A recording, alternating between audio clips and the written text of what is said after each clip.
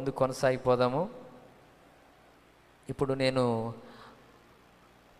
Brother Davidson గాజులవర్తికి మైకి పోతాను. ఒక 3 నిమిషాలు ఉంది, తన గురించి నేను ఇంట్రడ్యూస్ చేస్తాను. డేవిడ్సన్ గాజులవర్తి నాకు ఎలా పరిచయం అయ్యాడంటే 2014 సంవత్సరంలో మన సంఘ సభ్యులైనటువంటి దావులూరి దీన్ దయాల్ వాళ్ళ బాబాయ్ కుమారుడైనటువంటి వినోద్ యొక్క వివాహానికి మన డేవిడ్సన్ గాజులవర్తి తమ్ముడు వచ్చాడు. ఆ యొక్క కార్యక్రమంలో నేను పాటలు పాడడానికి వెళ్ళాను. అప్పుడు డేవిడ్సన్ గాజులవర్తి ఆ పాటలు పాడి అయిపోయిన తర్వాత నన్ను వచ్చి కలిసి మాట్లాడాడు అనమాట. అయితే ఆ టైంలో తను ఈ యొక్క మ్యూజిక్ ఫీల్డ్లో కూడా లేను అని చెప్పారు. అది ఎప్పుడు చెప్పడం జరిగిందంటే, మీకు ఇందాక చెప్పినట్లుగా సుసన్న ఎస్తేర్ అనే సిస్టర్ సమయం పోనీయక అనేటువంటి పాటను పాడారు కదా, ఆ సిస్టర్ వాళ్ళ తమ్ముడు శామీ పచ్చిగళ్ళ అనేటువంటి సహోదరుతోటి నేను ఒక సాంగ్ చేయడం జరిగింది. నేను కంపోజ్ చేసి అతని చేత పాడిచ్చాను. ఆ తర్వాత ఆ సాంగ్ నచ్చి తను వాళ్ళ మదర్ షోలమీతి గారు రాసినటువంటి పాటను నాకు పంపించి, ఈ పాటకి క్రిస్మస్ ట్యూన్ చేయాలి బ్రదర్ అని చెప్పి నాకు పంపించారు ఆ పాటని. షోలమీతి గారు ఎవరంటే సృష్టికర్త యేసుదేవ అనేటువంటి పాటను రాసినటువంటి వారు షోలమీతి గారు. వారు రాసినటువంటి పాటను నాకు పంపించారు. ఆ పాటని నేను ట్యూన్ చేశాను. ఆ పాట పేరు యోదయ దేశంలో బెత్లెహేమందు అనేటువంటి పాట. ఆ పాటకి మ్యూజిక్ చేసింది మన మధ్యలో ఉన్నటువంటి తమ్ముడు డేవిడ్సన్. ఆ పాటకి మ్యూజిక్ చేయడం జరిగింది. ఆ క్రమంలో ఆ పాటలో బ్రదర్ ఈ విధంగా ఉంటే మ్యూజిక్ బాగుంటుంది, ఈ విధంగా స్టైల్లో అనుకున్నాను అని చెప్పి తనకి చెప్పడానికి ఫోన్ చేశాను. ఫోన్ చేస్తే, అన్న మీరు నాకు ముందే పరిచయం అన్నా, ఇట్లా కావలికి నేను ఒక మ్యారేజ్కి వచ్చాను, ఆ మ్యారేజ్లో పాటలు పాడినప్పుడు మీ దగ్గరికి వచ్చి నేను మాట్లాడాను అని అన్ని విషయాలు గుర్తు చేశారు. అప్పుడు నేను ఎంతగానో సంతోషించాను. దేవుడు మంచి ఉన్నతమైనటువంటి స్థితిలో ఉన్నటువంటి వ్యక్తులతో నాకు పరిచయాలు ముందుగానే కలిగించి ఉన్నాడని దేవుని ఎంతగానో స్తుతించాను. అయితే డేవిడ్సన్ గాజులవర్తిని దగ్గర నుంచి మాట్లాడినప్పుడు తన యొక్క ఈ మధ్య రీసెంట్గా వినోద్ వాళ్ళ నాన్న చనిపోయినప్పుడు ఆ యొక్క మీటింగ్కి డేవిడ్సన్ గాజులవర్తి బ్రదర్ వచ్చారు. అప్పుడు తన యొక్క టెస్ట్ మనీ చెప్తున్నప్పుడు నాకు కళ్ళల్లో నీళ్ళు తిరిగిపోయాయి. తమ్ముడు నువ్వు రావాలమ్మా, వచ్చి మా మధ్యలో నీ యొక్క సాక్ష్యాన్ని పంచుకోవాలి అని చెప్పి ఈ యొక్క యవనస్తుల కూడికలో మాట్లాడాలని బ్రదర్ని ఆహ్వానించినప్పుడు ఎట్టకేళ్లకు ఈరోజు డేట్ ఇచ్చారు. ఇవ్వలేదు, నేనే ముందు పాంప్లెట్ ప్రింట్ చేసేసాను. విధిలేని పరిస్థితుల్లో వచ్చేటట్లుగా చేయడం జరిగింది. ఎనీవే, దేవునికి స్తోత్రం. ఆ బిడ్డని ఇప్పుడు దేవుడు బలంగా మన మధ్యలో వాడుకోవాలని బిడ్డను ఆహ్వానిస్తున్నాను.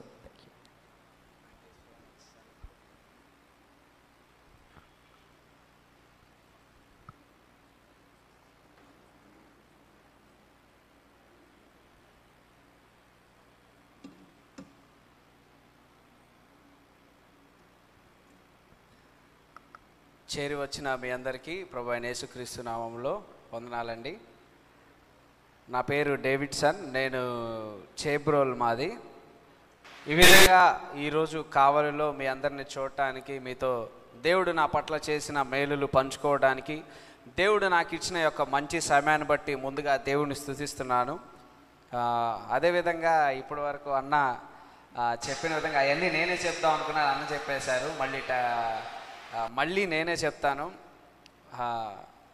అన్నకి నాకు పరిచయం, నేను దూరం నుండి అన్నని నేను 2014లో అన్న పాడేటప్పుడు చిన్నప్పటి నుండి నాకు మ్యూజిక్ అంటే చాలా ఇష్టం అండి.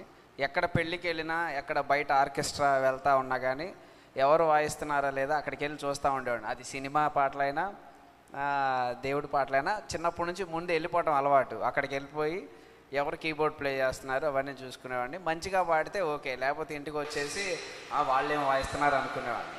సో ముందు అన్న పాడటంతో ఆ రోజు నాకు చాలా బాగా అనిపించింది అనమాట.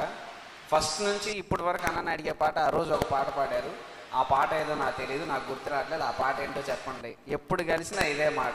ఇప్పుడు కూడా మా మా మా అన్న వాళ్ళ ఇంటికి వెళ్ళి, వినోద్ అన్న వాళ్ళ ఇంటికి, మీ పెళ్ళిలో అన్న పాడిన పాట ఏంటి నాకు చెప్పండి అని అన్నని అడిగాను, కానీ లేదు. కానీ ఎక్కడో దూరం నుంచి చూసిన ఒక అన్నతో దేవుడు నాకు ఇచ్చిన ఈ యొక్క సహవాసాన్ని బట్టి నేను దేవుని స్తుతిస్తున్నాను. అన్నకి నాకు ఇచ్చిన మా ఇద్దరి మధ్య ఇచ్చిన ఈ ప్రేమను బట్టి దేవుని స్తుతిస్తున్నాను. థ్యాంక్ యూ సో మచ్ అన్న. నేను మిమ్మల్ని చాలా ఇబ్బంది పెట్టాను, ముందుగా క్షమాపణ అడుగుతున్నాను. ఎందుకంటే అన్న నన్ను నువ్వు రావాలి రావాలి రావాలి అన్నప్పుడు నాకు బయటికి రావడం చాలా భయం అండి. బయటికి రాను, స్టూడియోలో ఉంటాను, పని చేసుకుంటాను, ఇంకంతే. నాకు తెలిసింది అది మించి ఇంకేం తెలియదు ప్రపంచం నాకు. కానీ అన్నే తమ్ముడు నువ్వు రావాలి, నవంబర్లో రావాలి అని అక్టోబర్లో అడిగారు. చెప్పలేనన్నా అన్నాను. సరే డిసెంబర్లో రావాలన్నారు. డిసెంబర్లో రావాలన్నప్పుడు చెప్పలేనన్నా అన్నాను. కరెక్ట్గా అన్నీ 28 కానీ 30 కానీ నువ్వు రావాలన్నప్పుడు నేను ఫోన్లు ఎత్తడం మానేసా. నేను వర్క్లో ఉండే ఏదో సార్ చూసుకోలేకపోతే సార్ అన్న వస్తాను కాల్ చేస్తాను అంటే డైరెక్ట్గా పోస్టర్ ప్రింట్ చేసి పంపించేశారు అన్న. చేసేసి తమ్ముడు ఓకే కదా అన్నారు. నాకేం అర్థం కాలేదు ఇంకా. సరే నాకు ఒకటి అనిపించింది, నేను ఎప్పుడు ఒకటి నమ్ముతాను, దేవుడి పని మన వల్ల జరగపోయినా పర్లేదు, కానీ దేవుడి పనికి మనం ఆటంకం కలిగిస్తే, దేవుని నామానికి మహిమ రాకుండా మనమే అడ్డుకోగలిగితే అది దేవుని బాధపరిచిన వాళ్ళు అవుతామని నేను ఎప్పుడు ఒకటి నమ్ముతాను. నా స్టూడియోలో కూడా ఏదైనా పాట వచ్చిందంటే అది లేట్ అవుతుందంటే ఒకరోజు ఓ పాస్టర్ గారు అన్నారు, ఏమన్నారంటే, తమ్ముడు ఈ పాట ఇక్కడే ఉండిపోవటం వల్ల, బయటికి వెళ్ళకపోవటం వల్ల దేవుని నామానికి మహిమ రాకుండా ఆగిపోతుంది కదా అన్నారు.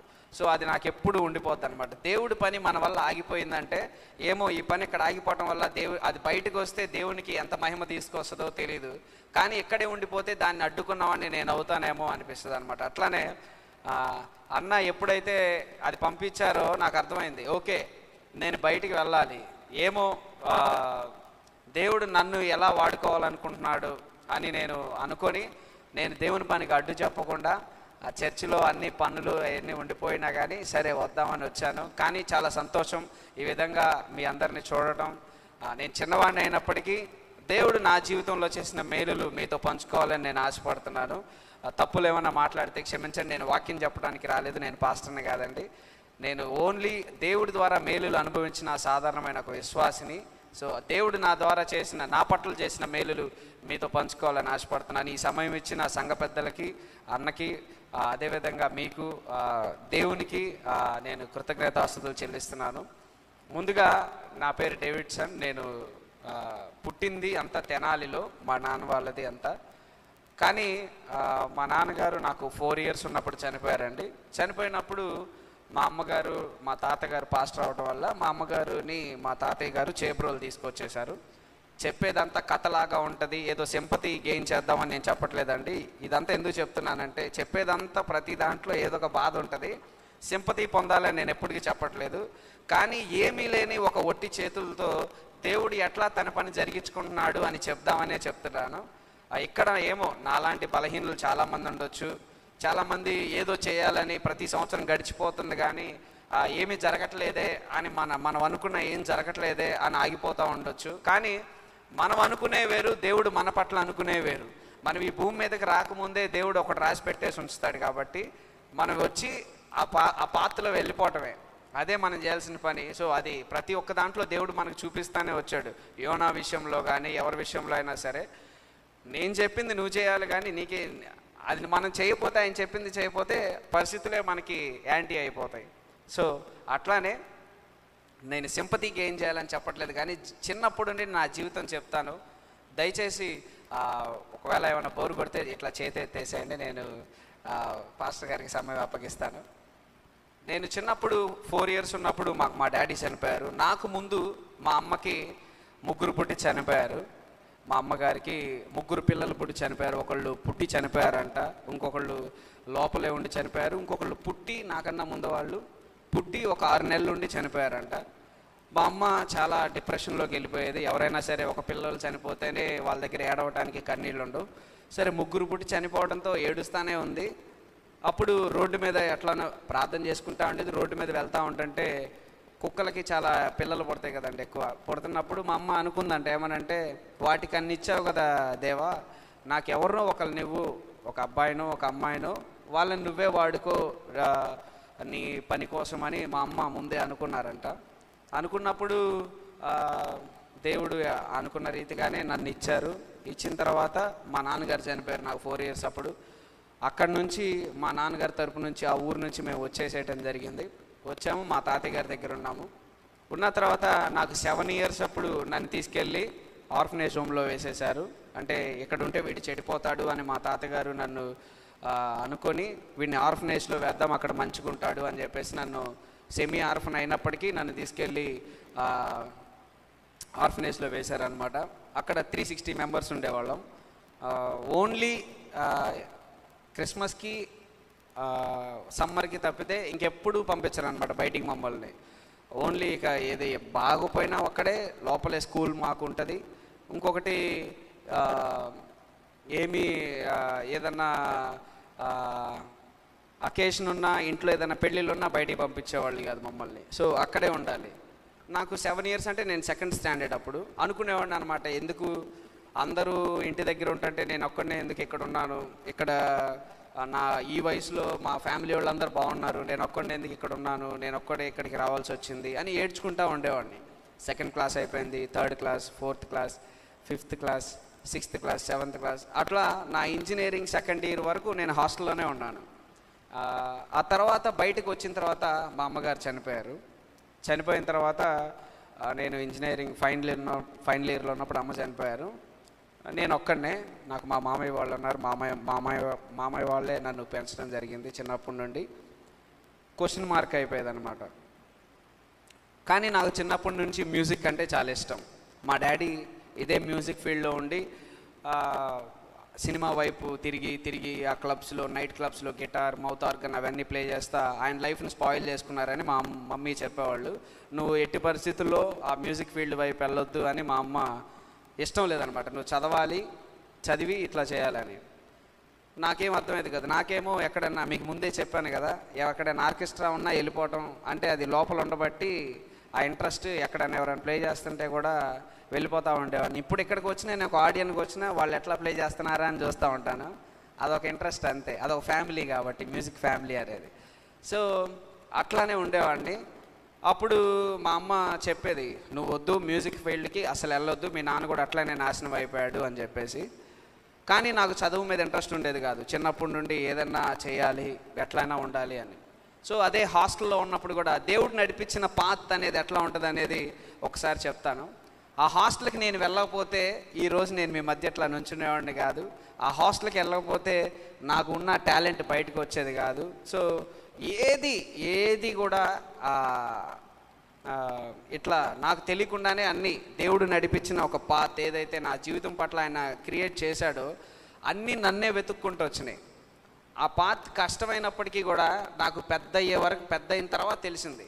21, 22 సంవత్సరాలు వచ్చిన తర్వాత, ఓహో ఇందుకోసం నేను అక్కడ ఉన్నానా, ఇందుకోసం నేను అక్కడ ఉండాల్సి వచ్చిందా అనేది నాకు ఆలోచించడం స్టార్ట్ చేసిన తర్వాత కానీ నాకు అర్థం కాలేదు. ఓహో దేవుడు నన్ను ఎక్కడో ఒక మూలన పెట్టి, ఎక్కడో ఒక చోటు ఉంచి నువ్వు ఎక్కడే ట్రైన్ అవ్వు, ఎక్కడే ఉండు అని నన్ను ట్రైన్ చేసిన తర్వాత నన్ను బయటికి తీసుకొచ్చాడా అనిపించింది. ఆ వెళ్ళిన మార్గం నేను ఎక్కడైతే హాస్టల్లో ఉన్నానో, మీకు అంటే చెప్పకూడదు, ఒకసారి నన్ను టెస్ట్ మనీ చెప్పడానికి పిలిస్తే నా టెస్ట్ మనీ వినటానికి మా హాస్టల్లో ఉన్న వార్డెన్ గారు కూడా వచ్చారు. ఒకసారి ఆయన కొట్టగానే నాకు చెయ్యి విరిగింది. ఇక్కడ ఈ చెయ్యి విరిగి 3 కట్లు పడి ఆయన వినటానికి వచ్చాడు. ఆ రోజు గుంటూరులో నన్ను ఇన్వైట్ చేసినప్పుడు ప్రేయర్ అంతా అయిపోయింది. నన్ను రాజు ఎందుకు చెప్పావయ్యా అట్లాగా కొట్టినారని ఎందుకు చెప్పావు అంటారు అనమాట. నాకు తెలియదు కదన్నా, నార్మల్గానే చెప్పాను అని చెప్పాను. సో అట్లా కొట్టేవాళ్ళు, నా చేయి విరిగేది, అట్లానే ఉండేది. కానీ దేవుడి భయం అనేది అక్కడే నేర్చుకున్నాను నేను ఉండడం అనేది. 4th క్లాస్కి వచ్చాను. 4th క్లాస్కి రాగానే మా హాస్టల్లో నాకు చిన్నప్పటి నుండి ప్రతిదీ ఫస్ట్ ర్యాంకే. నేను ఎప్పుడు ఓటమిని అనేది నేను ఎప్పుడు చూడలేదు నా లైఫ్లో. చిన్నప్పటి నుండి ప్రతిదీ క్లాస్లో కానీ, గేమ్స్ కానీ, ఏది పెడుతున్నా కానీ చిన్నప్పటి నుండే ఫస్ట్ ఉండేవాడిని. బైబిల్ క్విజ్ కానీ, గుంటూరు అంతటి మీద ఎక్కడైనా బైబిల్ క్విజ్ పెట్టారంటే నేనే ఫస్ట్ ఉండేవాడిని. నేను 9th స్టాండర్డ్లో ఉన్నప్పుడు 9 grams గోల్డ్ మెడల్ కూడా వచ్చింది నాకు, గుంటూరు అంతటి మీద క్విజ్ పెట్టినప్పుడు. సో అంత నాలెడ్జ్గా ఉండేవాడిని అనమాట. చిన్నప్పటి నుంచి అలా ఉన్నప్పుడే ఒక అన్న వచ్చారనమాట. మా హాస్టల్లో పాటలు పాడుతూ ఉండేవాళ్ళు, క్వైర్ ఉండేది, ఇంతే పెద్ద చర్చి ఉంటుంది, అబ్బాయిలు అమ్మాయిలు కలిపి క్వైర్లో పాటలు పాడుతూ ఉండేవారు. నాకేం పాడాలని ఆశ ఉండేది, నన్ను పిలిచేవాళ్ళు కాదు, నన్ను సెలెక్ట్ చేసేవాళ్ళు కాదు, అమ్మాయిలనే సెలెక్ట్ చేసేవాళ్ళు. అట్లా కిటికీలు ఉంటే ఆ కిటికీ దగ్గరికి వచ్చి పక్కన నుంచి చూస్తా వాళ్ళు పాడుతూ ఉంటుంటే అది పాడుకుంటూ ఉండేవాడు అనమాట. పాడుకుంటూ ఉండంటే ఇక్కడ నేర్పించే అతను వేరే వాళ్ళు చూసి మన మీద కంప్లైంట్ ఇచ్చేవాళ్ళు, నాకు పనిష్మెంట్ ఇచ్చేవాళ్ళు. ఎందుకు వస్తున్నావు, అమ్మాయిలు ఉన్న చోటికి ఎందుకు వస్తున్నావు, నీకు పని లేదు కదా, నువ్వు వర్క్ చేయాలి కదా అని. మాకు చెట్లన్నిటికీ నీళ్లు పోయి అని బోరింగ్తో కొట్టుకొచ్చి 40 బకెట్లు నీళ్లు పోయి ఉండేవాళ్ళు అనమాట. సో అట్లాంటి పనిష్మెంట్లు తీసుకుంటూ ఉండేవాడిని. నేను 4th క్లాస్లో ఉన్నప్పుడు సురేష్ అన్నని వచ్చారనమాట, ఒక అన్న బయట నుంచి సంగీతం నేర్పించడానికి. వచ్చినప్పుడు ఇదంతా ఎందుకు చెప్తున్నా అంటే వాళ్ళు ఎవరు మీకు పరిచయం లేని క్యారెక్టర్స్, కానీ దేవుడు మన జీవితంలో ఒక పని చేయాలనుకున్నప్పుడు వాళ్ళే వస్తారు మనల్ని వెతుక్కుంటా. వాళ్ళు ఎందుకు వస్తారో మన లైఫ్లోకి, ఎందుకు వెళ్ళిపోతారో తెలీదు, కానీ దేవుడు గీసిన ఒక గీతలో వాళ్ళ ద్వారా మనకేదో జరగాలనుంది, అది చేసి వెళ్ళిపోతారు. ఇక అంతే. అది మనకు తెలిసేలోపుకి ఓహో మనం ఇదంతా మన వెనక మన మార్గం చూసుకున్నప్పుడు వీళ్ళు ఎందుకు వచ్చారా, మనకి చేసి వెళ్ళిపోవడానికి వచ్చారా అనిపిస్తుంది. అన్న వచ్చారు, అదే క్వైర్ మెంబర్స్ ఉన్నారు, పాడుతూ ఉంటే నేను అక్కడి నుంచి పాడతాం, సేమ్ అదే జరుగుతుంది. అబ్బాయి ఎవరు అక్కడ పాడుతున్నారు అన్నాడు. వాడంతేలే గోల్ చేస్తూ ఉంటారు అన్నారు. ఒకసారి లోపలికి పిలవండి అంటే నేను లోపలికి వచ్చాను. నా ప్రయాణం అక్కడ స్టార్ట్ అయింది 4th క్లాస్లో. పాడు ఒకసారి అన్నారు. పాడుతూ ఉండగానే హే చాలా బాగా పాడుతున్నావుగా, నువ్వు క్వైర్లో ఉండన్నారు. నాకు నాకు ఆనందానికి అవధులు లేవన్నమాట. అన్నప్పుడు పాడతానన్నా అన్నారు. వాళ్ళు వార్డెన్ గారు వచ్చి లేదు వీళ్ళే లేదు బాగా పాడుతున్నాడు అబ్బాయి, గమకాలు కూడా బాగా పాడుతున్నాడు, కూర్చోబెట్టండి అన్నారు. సరే కూర్చున్నాను, నాకు సంతోషం వేస్తుంది, నన్ను అందరూ వింతగా చూస్తున్నారు. అక్కడ నుండి పోతే స్టార్ట్ అయ్యి నేను క్వైర్లో ఉండటం స్టార్ట్ చేశాను. అక్కడ నుండి కొంచెం ఏదో చిన్న నాలెడ్జ్ ఉంది కాబట్టి నేను అక్కడ సంగీతం నేర్చుకోలేదండి ఇప్పటి వరకు. ఇప్పటికీ నాకు రాదు. ఏదైనా స్వరం చెప్పారంటే ఆ స్వరాలు అయ్యేం పట్టుకోవడం చేత కాదు, కానీ పాడుతూ ఉంటుంటే ఓహో ఇది పలానా స్వరమా, ఫింగర్స్ అట్లా వెళ్ళిపోతాయి. ఎందుకంటే అది సృష్టించిన వాడే నాకు లోపల పెట్టేశాడు కాబట్టి, సంగీతానికి సృష్టికర్త నా తండ్రి, ఆయన లోపల పెట్టేశాడు కాబట్టి ఎవరైనా అడిగినా అన్న నాకు సంగీతం రాదన్నా, పాడతాం కూడా రాదు, అన్ని అపశృతులు వస్తాయి, పాడితే ఇక్కడ నుంచి పాడతాను, వాయిస్తే ఏ నోటో చూసుకొని వాయిస్తాను, అంతవరకే అని చెప్తాను అనమాట. అక్కడ అన్న నన్ను చూసి ఫస్ట్ టైం ఒక క్యాసెట్లో పాడించారనమాట. నన్ను ఒక క్యాసెట్లో వండర్ వరల్డ్ చిల్డ్రన్ క్యాంప్ అనే క్యాసెట్లో పాడిస్తే వైజాగ్ వెళ్ళాను. వైజాగ్ జీవజలాలు రేడియో స్టూడియోలో నా ఫస్ట్ పాట పాడాను చిన్నపిల్లల ఆల్బంలో. పాడిన తర్వాత ఆ స్టూడియోని అంతా చూశాను అనమాట. మీరు నమ్ముతారో నమ్మరో, మా అమ్మ తరపు నుండి నాకు వచ్చిన ఆస్తి 10 రూపాయలు. మా అమ్మ చనిపోతా మా అమ్మ బైబిల్లో ఉంది 10 రూపీస్ నోట్ 2014లో. మా నాన్న చనిపోతా మా నాన్న జేబులో ఉంది 2 రూపీస్ నోట్. అదే మా నాన్న తరపు నుంచి నాకు రూపాయి ఆస్తి లేదు, మా అమ్మ తరపు నుంచి రూపాయి ఆస్తి లేదు. కానీ ఈరోజు నా స్టూడియోలో 10 లక్షల విలువైన ఎక్విప్మెంట్ ఉంది, దేవుడు నాకు అది ఇచ్చాడు. అది అట్లని నేను ఎవరి దగ్గర చేయి చాపలేదు, ఎవరి దగ్గర నేను అడగలేదు. కేవలం దేవుడు నాకు ఇవ్వాలని ఉందా, నా కళ్ళతో ఏదైతే చూస్తానో నేను ఆశపడతానో నాకు అది ఏదో ఒక రూపంలో అది కార్యరూపం దాల్చుకొని నా దగ్గరికి వచ్చేస్తుంది. ఈరోజు కూడా మీరు నమ్మరు, నేను కావల్లో దిగిన తర్వాత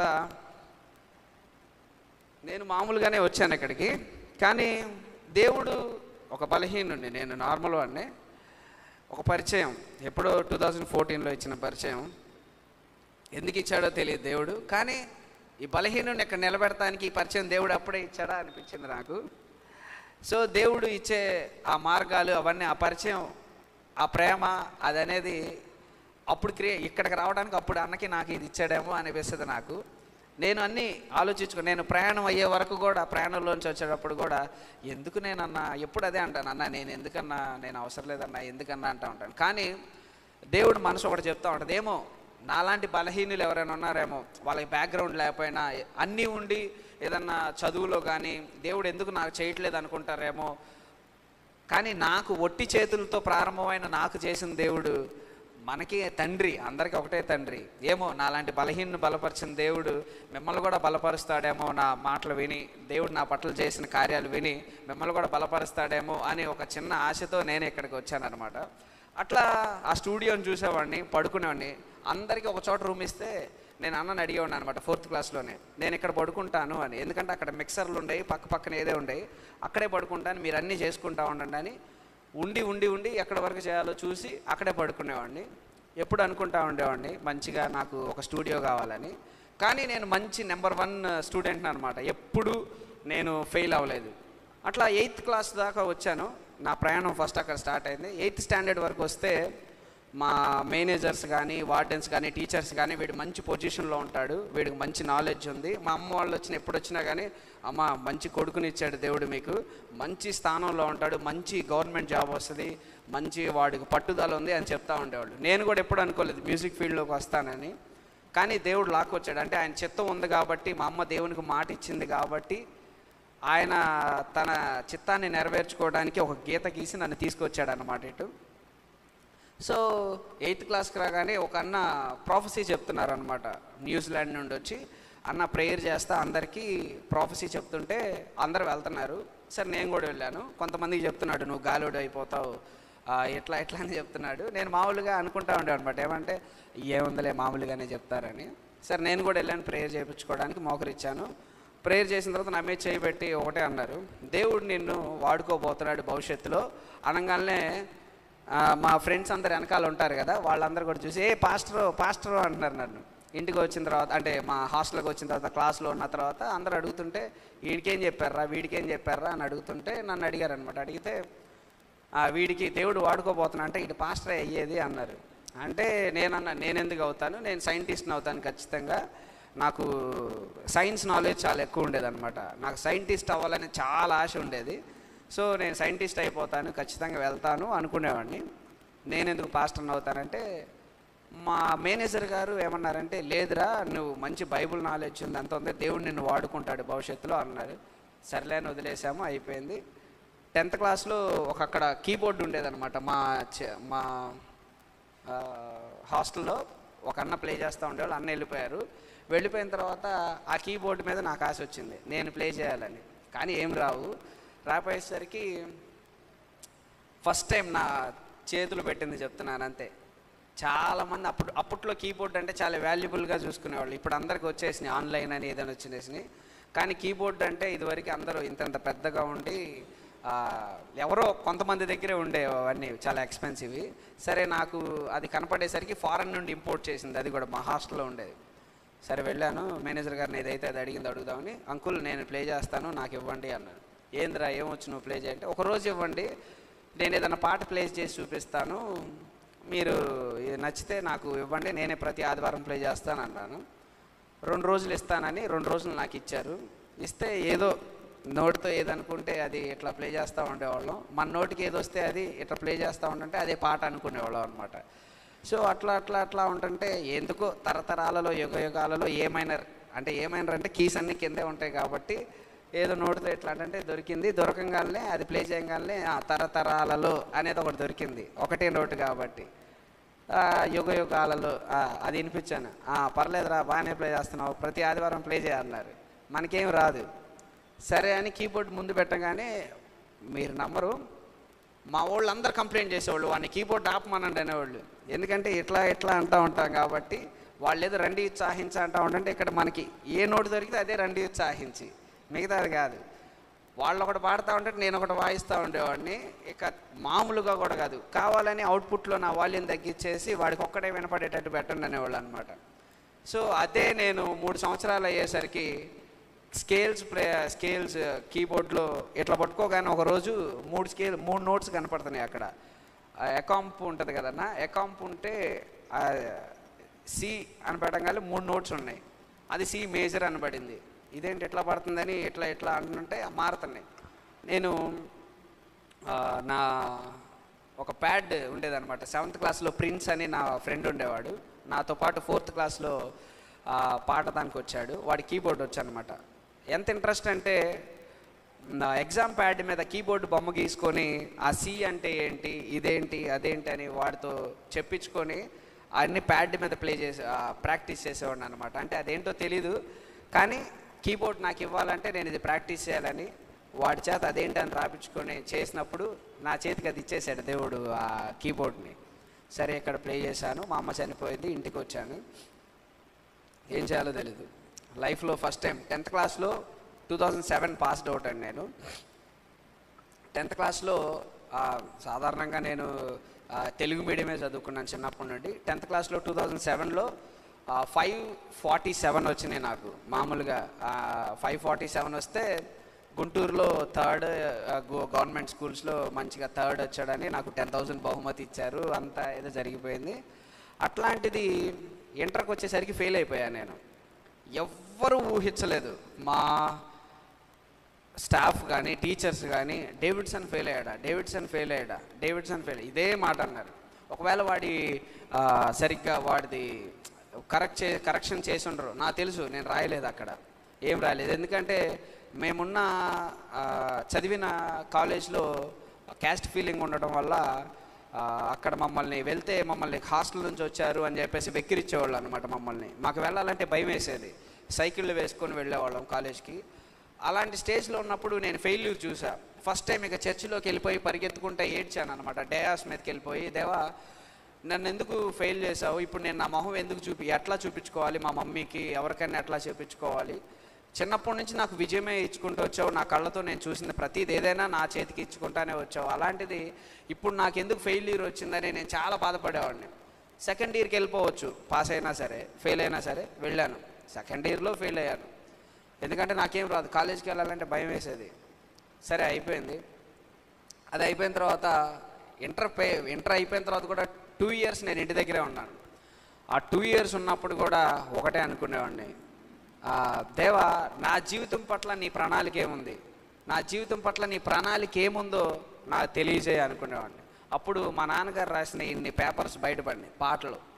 మా అమ్మ అన్నీ దాచిపెట్టుకుంటా ఉంటుంటే ఒక పెట్టెలో ఇన్ని పేపర్స్ ఉన్నాయి మా నాన్న రాసినవి, దేవుడి పాటలే.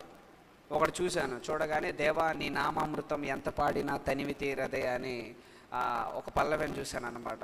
రాయగానే అరే భలే ఉంది అనుకొని కీబోర్డ్ నా దగ్గర మా చర్చిలో ఒకటి ఉంటే దాన్ని ట్యూన్ చేశాను అనమాట. ట్యూన్ చేసిన తర్వాత చర్చిలో అందరు పాడటం స్టార్ట్ చేశారు. ఇదేంటి మనకేం రాదు, ఏదో ఊరికనే ట్యూన్ చేసాం పాడుతున్నారు కదా అనుకునేవాడిని. కానీ అక్కడ నుండే నా ప్రయాణాన్ని దేవుడు ప్రారంభించాడు. నా కీబోర్డ్ లేదు, అసలు నేను స్టూడియోస్ పెడతానని లేకపోతే ఏం అనుకోలేదు. సరే ప్రారంభించిన తర్వాత సురేష్ అన్న ఏ అన్న అయితే నన్ను ఫస్ట్ టైం పాడిచ్చాడు ఆల్బంలో అన్న ఇప్పటి వరకు నా లైఫ్లోనే ఉన్నాడు. మీరు నా లైఫ్లో అంటే నేను షార్ట్ చేసి చెప్తున్నాను ఏమనుకోకండి, నాకు ఇచ్చింది 9:30 అన్న, 9:30 వరకే. సో ఇంకా 5 minutes ఉంది నాకు, నేను ఎక్కువ మీ టైంని తినేసాను. నా లైఫ్లోకి వచ్చిన వాళ్ళందరూ మీరు నమ్మరు, ఒక పాట ఇప్పుడు మేక్ చేయాలంటే, ఒక పాట ఇప్పుడు ఎవరన్నా ఒక పాటని రికార్డ్ చేయాలంటే రికార్డింగ్కి చాలా కాస్ట్ అయిపోతుంది, వీడియో షూట్కి ఇంకా ఎక్కువ అయిపోతుంది. ఎందుకంటే వీడియో షూటింగ్కి డ్రోన్ కెమెరాస్, సినిమాటిక్ కెమెరాస్ ఇప్పుడు ఇంకా ఎక్కువ అయిపోయినాయి. ఇప్పుడు నేను ఒక పాట కంపోజ్ చేశాను అనుకోండి, నా 30,000 ఇస్తారు ఓ పాటకి. వీడియో తీసిన వాళ్ళకి 50,000 ఇస్తారు. వీడియోకి ఆడియోకి అంత వ్యత్యాసం ఏంటంటే నాకే అనిపించింది ఒక్కోసారి, ఆడియోని పక్కన పెట్టేసి వీడియోకి వెళ్ళిపోదాము మనీ ఎక్కువ వస్తాయేమోనని. సో కానీ మీరు నమ్మరు, నాకు ₹1 ఖర్చు అవుతుంది నా పాట చేయడానికి.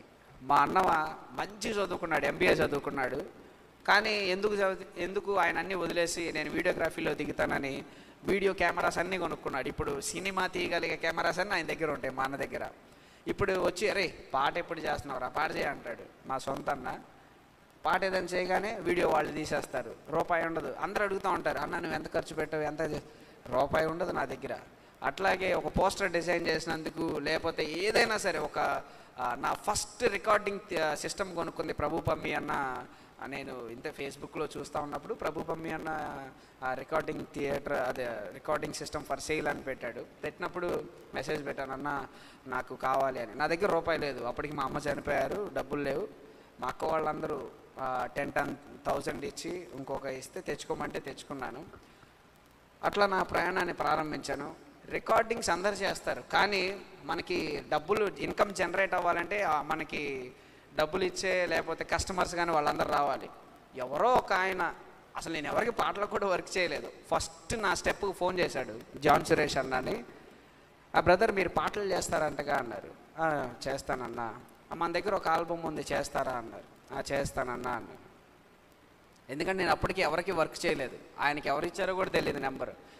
చేస్తాను అని ప్రారంభించాను. ఆయన ఆల్బమ్ చేయగానే నా ఆల్బమ్కి రిలీజ్ అప్పుడు ఇంకొక నలుగురు వచ్చారు, బాబు మాకు చేసి పెట్టు. అప్పుడు ఆల్బమ్స్ ఉండేవి. అట్లా అట్లా అట్లా అట్లా రావడం, ఆ మనీతో నేను ఒకటి కొనుక్కోవడం. అట్లా ఫస్ట్ టైం నేను చెన్నై ట్రావెల్ చేశాను, వైజాగ్ వాళ్ళ దానికి వెళ్ళినప్పుడు విన్సీ గారు స్టూడియోస్ పెద్దవి ఉండే అనమాట. అక్కడికి వెళ్ళినప్పుడు ఫస్ట్ టైం ఐమ్యాక్ని చూశాను అనమాట. ఆయన ఒక్కడే కూర్చొని అక్కడ వర్క్ చేస్తుంటే, మీకు చెప్పాను కదా నా కళ్ళతో ఏది చూస్తే దేవుడు నాకు అది ఇస్తాడని. సో వెళ్ళాను, విన్సీ సార్ ఒక్కసారి దాంతో ఫోటో తీసుకుంటాను సార్ అని అడిగాను విన్సీ గారిని. తీసుకో డేవిడ్ అన్నారు. ఇట్లా తీసుకున్నాను, వచ్చేసాను. వచ్చిన తర్వాత నుంచి నాకు మ్యాక్ కొనాలని ఆశపడింది, కానీ ఎక్కడి నుంచి కొనాలో తెలియదు. నాకు తక్కువ టైం బట్టి నేను అందరిని మర్చిపోయాను. అసలు నా జర్నీ ఫస్ట్ అడుగులు వేయించింది నాతో శ్యామ్ శ్రీనివాస్ అన్నని సౌండ్ ఇంజనీర్. అన్న ద్వారా నాకు జేకే అన్న పరిచయం, జేకే క్రిస్టఫర్ అన్నకి అసలు నేను ఎవరో కూడా తెలియదు. కానీ శ్యామ్ శ్రీనివాస్ అన్న తమ్ముడు చాలా మంచోడు అన్న, మంచి కంపోజ్ చేస్తూ ఉంటాడు అనగానే ఎవరో తెలియని వాళ్ళకి, అదే నేను చెప్తున్నాను కదా, మన లైఫ్లోకి అలా వచ్చి వాళ్ళ ద్వారా మనకి ఏదైతే జరగాలో అది జరిగించి దేవుడు వాళ్ళని తీసుకెళ్ళిపోతారనమాట. ఎందుకు అని మనం ఆలోచించిన తర్వాత ముందుకెళ్తే కానీ అర్థం కాదు, ఓహో దేవుడు వీళ్ళని ఎందుక మన లైఫ్లోకి తీసుకొచ్చింది, ఎందుక ఇది చేసిందని. సో నేను షార్ట్ చేస్తాను. అదేవిధంగా నేను ఎప్పుడైతే నాకు రికార్డింగ్ సిస్టమ్ వచ్చిందో, మీరు నమ్మరు, నా దగ్గర ఇప్పటికీ చిల్లిగా ఉండదు. కానీ ఇప్పుడు నాకు ఏదైనా కొనేయాలంటే దేవుడు అది ఇచ్చేస్తాడు. నా పక్కన 4 రోజులు తిరగని దేవుడు ఎట్లా ఇస్తాడంటే మీకే మిరాకిల్ ఉంటుంది. సో అట్లానే చాలామంది పాటలు చేస్తున్నారు, కానీ ఎంతోమంది పాటలు చేస్తూ ఉండొచ్చు, కానీ ఎక్కడో ఒక మూల నా చేబ్రోల్లో ఉండే నాకు దేవుడు ఇంతమంది ఫ్యామిలీని ఇచ్చినప్పుడు, చాలామంది నేను స్టూడియోకి వచ్చినప్పుడు అక్కడ యూట్యూబ్ పంపించిన ఒక 1 lakh సబ్స్క్రైబర్స్ ఉంటుంది అనమాట. ఉంటే ఎంత పే చేశారంట ఉంటారు నన్ను అన్నప్పుడు నేను ఒకటి చెప్తాను, నేను రూపాయి కూడా పే చేయలేదన్నా అంటాను. మరి అది ఎట్లా వచ్చిందంటే నా తల్లి చేసిన ప్రార్థన అనే అనమాట. నా తల్లి నా దగ్గరకు వచ్చినప్పుడు ఒక్కడిని, నేను హాస్టల్లో ఉన్నప్పుడు నా తల్లికి నేను అడిగే ప్రశ్న, నేను ఒక్కడిని ఎందుకు ఇక్కడ ఉన్నాను, మిగతా వాళ్ళందరూ ఎందుకు బయట ఉన్నారని అడిగేవాడిని. మా తల్లి వెళ్ళిపోతా ప్రార్థన చేసేదనమాట, దేవా వారిలో ఒంటరైన వాడిని 100,000గా చేస్తానన్నావు కదా, నా కొడుకుని నువ్వు ఆశీర్వదించు అని చిన్నప్పటి నుంచే ప్రార్థన చేస్తూ ఉండేది. ఈ రోజుకి కూడా ఎప్పుడైనా అక్కడికైనా వెళ్ళినప్పుడు, ఇప్పుడు అన్నగాని తమ్ముడు అని ప్రేమగా పిలిచినప్పుడు నేను ఒక్కడినే అనిపించేది. కానీ దేవుడిచ్చిన ఈ ఫ్యామిలీని అంతను బట్టి ఓకే, దేవుడు నా పట్ల ప్రణాళిక కలిగి ఉన్నాడు అన్నమాట. దేవుడు ఇంకా నువ్వు ఒంటరివాడు కాదని గుర్తు చేస్తున్నాడు అన్నమాట. ఎప్పుడైనా నేను అది పెట్టుకున్నప్పుడు, సార్ నేను అది గర్వంగా పెట్టుకోలేదండి, నేను ఒక్కడిని కాదు, దేవుడు నాకు ఇంతమంది ఫ్యామిలీని ఇచ్చాడు, 1,00,000 మందిని, నా తల్లి చేసిన ప్రార్థన అది నా సాక్ష్యం అని చెప్పడానికి నేను అది పెట్టుకుని ఉంచుకుంటాను అనమాట. అదేవిధంగా ఎప్పుడైనా నేను చేసిన పాటలు కానీ, చాలామంది పాటలు చేస్తూ ఉంటారు, కానీ నా దగ్గరికి వచ్చి ఎట్లా చేస్తున్నావు నాకు తెలీదు, పాటలు చేయటం మట్టుకే నా పని, కానీ అవి వెళ్ళిపోతే ఎట్లా వెళ్తాయి అంటే నాకు తెలీదు, దేవుడే తీసుకెళ్తాడు వాటిని. చాలామందికి, నాకు కొంతమందికి ఎప్పుడు మొన్న క్రిస్మస్ డెకరేషన్ కోసం వెళ్తే అక్కడ ఏదో పాట ప్లే అవుతా ఉంటుంటే చాలా సంతోషం అనిపించింది నాది. కానీ అది నా పాట అని తెలీదు. నన్ను నడిపించే నా గురువు గారు ఏం చెప్తారంటే, ఎక్కడైనా సరే మనం కనపడకుండా దేవుడు కనపడతాడో అదే దేవునికి మహిమ వస్తున్నట్లు, ఎక్కడైతే మనం కనపడతావో దేవుడు వెనక్కి వెళ్ళిపోయినట్టు అంటామంటే నేను అంటూ ఉంటాను. ఏమంటే నేను అన్న బయటికి రాను, ఎవరైనా పిలిచినా వెళ్ళనన్నా, అందుకే నేను ఇట్లా ఉండిపోయినామంటే అదే దేవుడు పని. అంటే నువ్వు కనపడకుండా అక్కడ దేవుడు పని చేస్తున్నాడంటే అదే దేవుడు పని, అది గుర్తుపెట్టుకో. ఎప్పుడైతే నువ్వు కనపడ్డావో దేవుని మహిమ రావడం అక్కడ ఆగిపోతుంది అని చెప్తా ఉన్నాను. ఎక్కడైనా మీరు ఇంకా అంటే నా అలాంటి సహోదరులు మీరు ఏదన్నా ఒక స్టెప్ తీసుకోవడానికి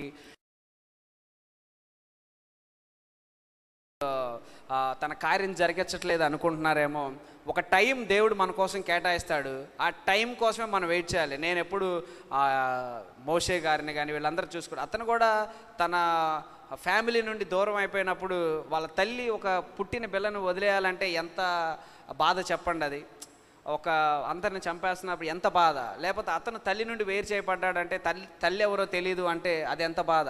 కానీ దేవుడు ఒక చోటు ఉంచి అతన్ని ట్రైన్ చేసి తర్వాత నువ్వు నాకు కావాలి, నువ్వు అన్నీ వదిలేసుకుంటావా. నాకు చాలా ఆపర్చునిటీస్ వచ్చినాయి మూవీస్లో వర్క్ చేయడానికి, వీటిలన్నిటికి వచ్చినప్పుడు కూడా నా తల్లి ఒకటే చెప్పేది, నేను ఉన్నప్పుడు, అమ్మ నాకు పలానా చోటికి వెళ్ళాలంటే నువ్వు దేవుడి పనికి చేయకుండా ఏది చేసినా నాకు ఇష్టం లేదు, నేను దేవుడికి ఎప్పుడో ఇచ్చేసాను, నువ్వు దేవుడి పని చేయి, నీకు దేవుడు గంజి నీళ్ళైనా పచ్చడి మెతుకులన్నా పెడతాడు, అది చాలు, మనకేం అవసరం లేదు అని చెప్పేదన్నమాట. సో ఈరోజు కూడా నేను అదే నమ్ముతాను. నాకు కావలసిన ప్రతిదీ తీర్చే నా తండ్రి నాకున్నాడు. మీ జీవితంలో కూడా ఏదైనా రావటానికి ఆలస్యం అవుతుందేమో, కానీ మనం ఎప్పుడైతే దేవా నీ ప్రణాళిక ఏంటి నా జీవితంలో అని అడగటం స్టార్ట్ చేసినప్పుడు, అప్పుడు దేవుడు చూపించే మార్గాలు, లేకపోతే ఏదైతే ఒక వేలోంచి మనం వెళ్తున్నామో అందరూ వచ్చి వెళ్ళిపోతారు, ఓహో వీళ్ళు ఎందుకు వచ్చారా, లేకపోతే ఈ సిచ్యువేషన్ ఎందుకు జరిగిందా అని మనం ఆలోచించినప్పుడు చాలా హ్యాపీగా ఉంటుంది. అదే ఇప్పుడు నేను ఆలకించుము అనే పాట ఉంటుంది నాది, మీరు వినుంటారేమో అని అనుకుంటున్నాను. చాలామంది వినలేదేమో అనుకుంటున్నాను, ఎందుకంటే కుర్రవాళ్ళు వచ్చి ఉంటే అందరి చేతిలో సెల్ ఫోన్ ఉంటుంది కాబట్టి వెంటనే చెప్పేస్తారు. ఒక్కసారి చూడు నీ ప్రజల గోడు అని అప్పుడు కరోనా అప్పుడు బాగా అందరూ వాడుకున్నారు. అది మీకు ఎవరైనా తెలుసా అంటే, నేను ఆలకించుము మామూరను ఆలకించుము దేవా అనే పాట చేశాను.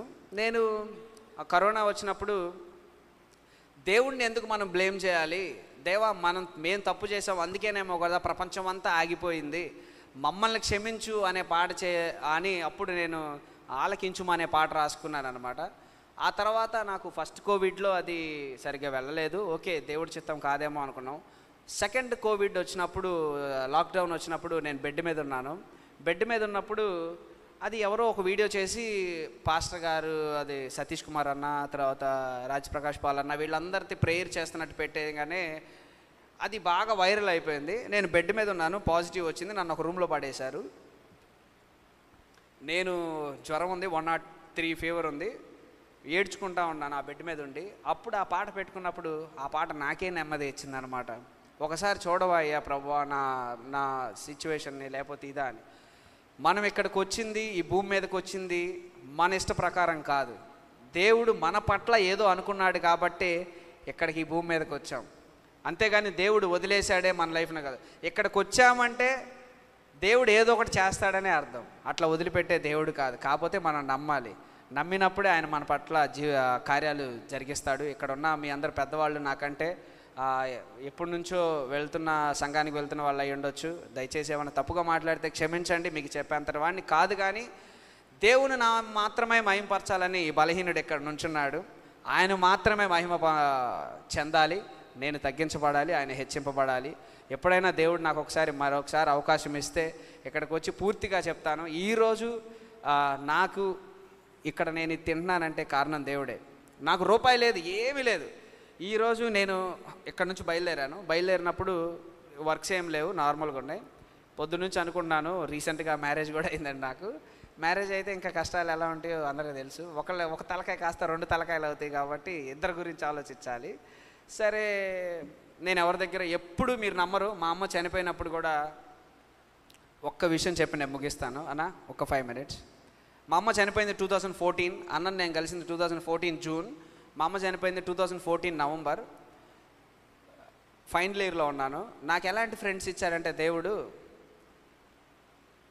నేను కాలేజ్కి వెళ్ళేవాడిని, ఎవరి దగ్గర డబ్బులు అడిగేవాడిని కాదు, మామయ్య వాళ్ళ దగ్గర కానీ పాపం ఎవరికి చెప్పేవాడిని కాదు. కాలేజ్కి వెళ్ళాలి, బయలుదేరి వెళ్ళిపోయేవాడిని. నా ఫ్రెండ్స్ ఎలాంటి వాళ్ళు ఇచ్చాడంటే దేవుడు, నేను బాక్స్ తెచ్చుకోవట్లేదని వాళ్ళు ఏం చేసేవాళ్ళు అంటే, వాళ్ళు తినమంటే తినేవాడిని కాదు, మళ్ళీ రారా మాతో పాటు బాక్స్ షేర్ చేసుకొని తినేవాడిని కాదు. వెళ్ళి రావడానికి ఛార్జెస్ కూడా ఉండే కాదు నా దగ్గర, కాలేజ్కి వెళ్ళి రావడానికి ఆటో ఛార్జెస్ కూడా ఉండే కాదు. తీసుకొని ఎక్కేసేవాడిని. మా చర్చ్ అన్న వాళ్ళు ఎవరైనా ఉంటే ఆటో వాళ్ళు, రా తమ్ముడు అక్కడ డ్రాప్ చేస్తా అనేవాళ్ళు, వెళ్ళిపోయేవాడిని, అక్కడ దిగేవాడిని. ఎట్లా రావాలో కూడా తెలియదు. అప్పుడు మా ఫ్రెండ్స్ ఏం చేసేవాళ్ళు అంటే, రోజు ఒక సెమిస్టర్ అంతా నా కోసం వాళ్ళు బాక్స్ తెచ్చుకోవటం మానేసి నన్ను ఎలా కన్విన్స్ చేశారంటే, అరే ఈ ఒక్క సంవత్సరమే కదా మనం ఉండేది, తినేది కలిసి తినేది, క్యాంటీన్లో తిందాంరా మనం అందరం కలిసి అని 4 ఫ్రెండ్స్ ఉండేవాళ్ళు నాకు. వాళ్ళు బాక్స్ తెచ్చుకోవటం మానేసి ఒక సెమిస్టర్ అంతా నా కోసం వాళ్ళు క్యాంటీన్లో తిని నాకు భోజనం పెట్టేవాళ్ళు. అంటే అరే మేము కడతాం రా బిల్లు, ఏమైంది సరదాగా అన్నట్టు వాళ్ళందరూ ఉన్నవాళ్ళే నా కోసం బాక్స్ తెచ్చడం మానేసి. అట్లా వాళ్ళని ఏదైనా చేంజ్ మిగిలితే ఆటో వాడికి ఇచ్చారా, ఇవి ఉన్నా కానీ అయిపోతాయి అని నా జేబులో రోజు ఆటో ఛార్జెస్ కానీ అన్నీ వాళ్ళే ఇచ్చేవాళ్ళమాట. అట్లా ప్రతి దాంట్లో దేవుడు ఇట్లా పెట్టేవాళ్ళ చేయకుండా, ఎవరి దగ్గర ఈ రోజు వరకు కూడా ఇట్లా చేయి చాపేవాళ్ళ దేవుడు నన్ను చేయలేదు, ఇట్లా ఉంచాడు ఖచ్చితంగా నన్ను. అది దేవునికి మాత్రమే మహిమ చెందాలి. కాబట్టి ఈరోజు నేను ఇక్కడ నిలబడ్డానంటే ఆయన కృప వల్ల మాత్రమే, ఈరోజు నేను పని చేసుకుంటున్నానంటే ఆయన కృప వల్ల మాత్రమే.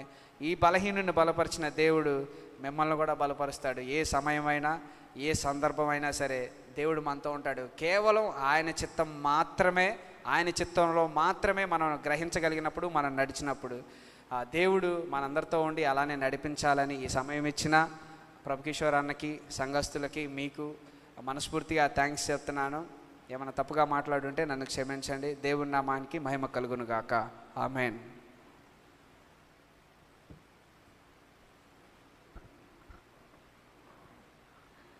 దేవునికి స్తోత్రం. తన యొక్క అనుభవాలు మనతో పంచుకొని ఆయన హెచ్చవలసి ఉన్నది, మనము తగ్గవలసి ఉన్నది అనేటువంటి మంచి సాక్ష్యాన్ని డేవిడ్సన్ మనకి వినిపించాడు. తన యొక్క జీవితంలో చూసినటువంటి ఒంటరితనానికి ఇప్పుడు ఒంటరైన వాడిని 1000 మంది బలమైన జనంగా దేవుడు చేసి ఉన్నాడు. మన జీవితంలో కూడా మనము ఒంటరిగా ఉన్నామని ఎప్పుడు మనము బాధపడాల్సిన అవసరం లేదు. ఎందుకంటే మన దేవుడు మనతో ఉంటే కొన్ని వేల మంది, కొన్ని లక్షల మంది, కొన్ని కోట్ల మంది మనతో ఉన్నట్టే. కాబట్టి తనని ఆ యొక్క ఆర్ఫనేజ్ స్టేజ్ నుంచి ఈరోజు ప్రతి ఒక్కరికి తెలిసేటువంటి స్టేజ్కి దేవుడు తీసుకొచ్చిన విధానాన్ని బట్టి దేవుని ఎంతగానో స్తుతిస్తున్నాను. తమ్ముడు, ఈ యొక్క సమయంలో మాదొక చిన్న కోరిక, ఒక పాట అన్నా పాడండి, లేకపోతే కీబోర్డ్ అన్నా వాయించాలి. ఈ సమయంలో స్నాక్స్ డిస్ట్రిబ్యూట్ చేస్తాము.